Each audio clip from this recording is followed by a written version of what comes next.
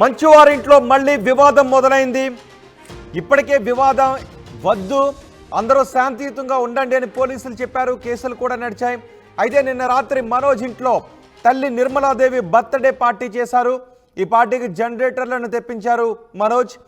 Party ఏర్పాటుతో అసహనానికి గురయ్యాడు విష్ణు అని చెప్తున్నారు.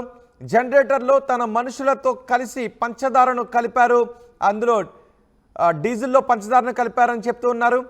విషయాన్ని గమనించిన మనోజ్ అక్కడున్న సీసీ కెమెరా ఫుటేజ్ను కూడా తీశారు. రెండో బాక్స్లో మనకి కనిపిస్తున్నదే సీసీ ఫుటేజ్. అక్కడ రెడ్ సర్కిల్లో విష్ణు కూడా కనబడుతున్నారు. ఆయన మెట్లెక్కేటప్పుడు ఒకసారిగా ఫోన్ కూడా పడిపోయింది. ఆయన అసిస్టెంట్స్ ఆ ఫోన్ తీసి ఆయన చేతికిచ్చారు. తర్వాత చూడండి ఒకసారి, బ్యాక్ డోర్లో నుంచి ఒక బాక్స్ తీస్తున్నారు. అదే పంచదార బాక్స్ అని చెప్తూ ఉన్నారు. ఆ బాక్స్ తీసి లోపలికి వెళ్ళారు. ఆ బాక్స్లో పంచదార ఉంది అని చెప్తున్నారు.